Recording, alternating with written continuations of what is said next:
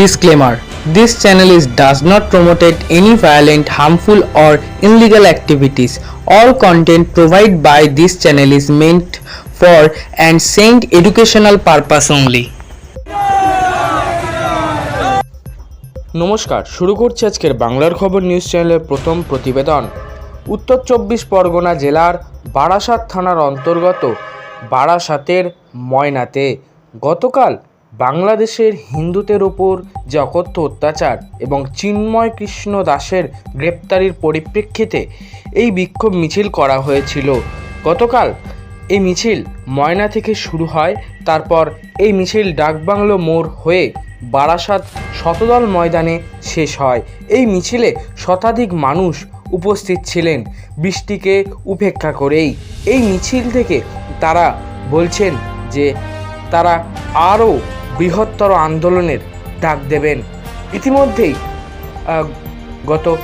আগামী সোমবার উত্তর 24 পরগনা জেলার বনগাঁ পেট্রোপোল বর্ডারে শুভেন্দু অধিকারীর অনুপ্রেরণায় তিনি বনগাঁর পেট্রোপোল বর্ডারে একটি বিক্ষোভ আন্দোলন তিনি করবেন বলে জানা যাচ্ছে।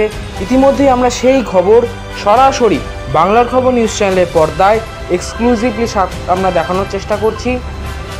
ইতিমধ্যেই হাজার হাজার মানুষ এই বিক্ষোভ মিছিলে উপস্থিত ছিলেন। সন্ন্যাসী থেকে শুরু করে আম জনতা প্রত্যেকেই তারা এই বিক্ষোভ মিছিলে সামিল হয়েছিলেন।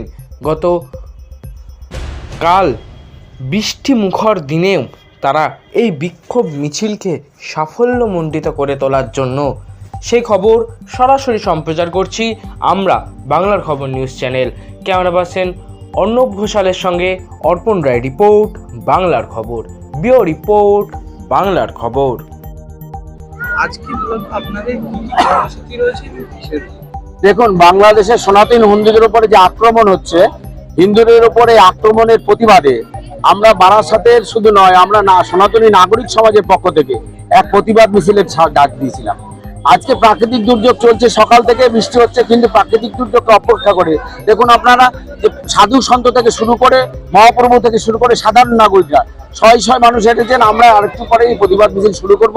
আমাদের মূল দাবি যে বাংলাদেশ সরকারকে অবিলম্বে এই সনাতনীদের উপর যে আক্রমণ হচ্ছে সে আক্রমণ বন্ধ করতে হবে। তার জন্য যা যা করার দরকার সরকার যদি না করে তাহলে ভারত সরকার ব্যবস্থা গ্রহণ করুক, কারণ ভারত সরকার চুপ করে বসে থাকতে পারে না।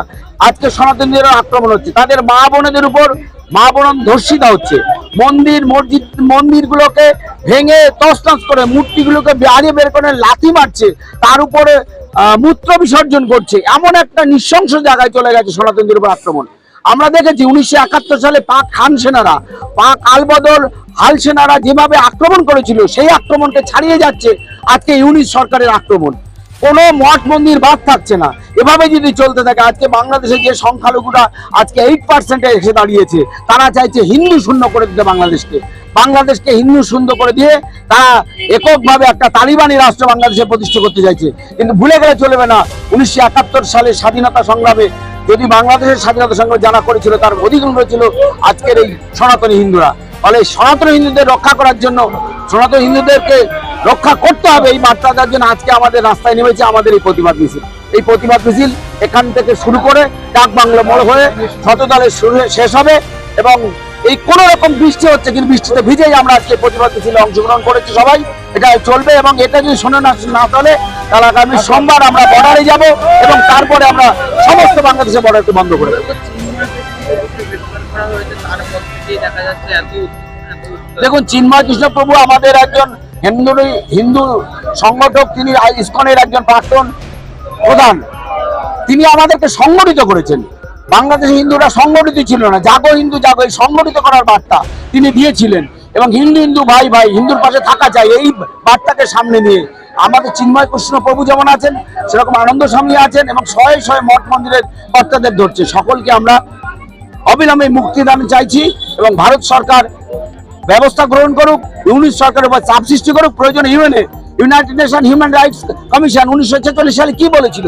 কোন দেশে যদি মানবাধিকার লঙ্ঘন হয় সেই মানবাধিকার লঙ্ঘনের বিরুদ্ধে ইউএনডিপি তার ব্যবস্থা গ্রহণ করবে। ইউএনডিপি চুপ কেন? হিউম্যান নেশন চুপ কেন? আজকে তারা গাজা নিয়ে কথা বলছে, তারা ইসরায়েল নিয়ে কথা বলছে, তারা সিরিয়া নিয়ে কথা বলছে, তারা রাশিয়া নিয়ে কথা বলছে, অথচ বাংলাদেশে যে মানবাধিকার লঙ্ঘন হচ্ছে, সনাতন হিন্দুদেরকে ধ্বংস করে দেওয়া হচ্ছে, তাদেরকে ধ্বংস করার চক্রান্ত চলছে, তার যদি ব্যবস্থা গ্রহণ করছে না। আমরা